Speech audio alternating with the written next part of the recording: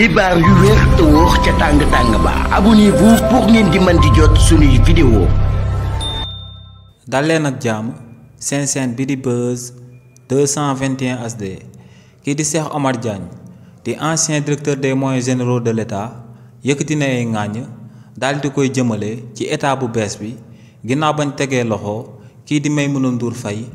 ak kii di Babacar Fall di ay journaliste yu daal di nekk ci réewu Sénégal. si li ni mel kii di Cheikh Omar Diagne ne keroog ba mu gisee ay gendarme daal di débarqué ci ñaari télévision de la place daal di fekk foofee ñaari journaliste daal di leen di jàpp en direct ne li ni mel ci saasi la ko daal di condamné ndax ne ginnaaw ba président Macky Sall nekkee woon ci bopp réew mi ba muy amal li ni mel da doon taxaw temm di ko doon condamné ci réewu Sénégal ndax ne jëf joojee du jëfu benn budut jëfu akub bandi ne lu leer ba am nag moom mooy que ne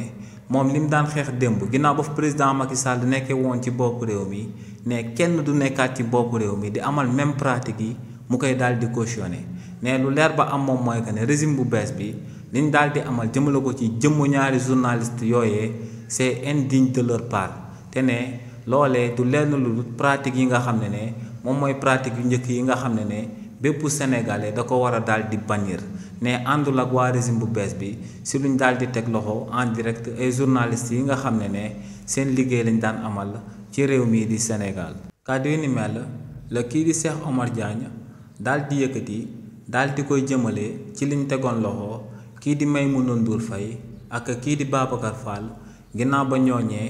amaloon ay interview jëmale ko ci journaliste bii di Madiambal Diagne. xibaar yu wér te wóor ca tàng ba abonnez-vous pour ngeen di mën di jot suñuy vidéo.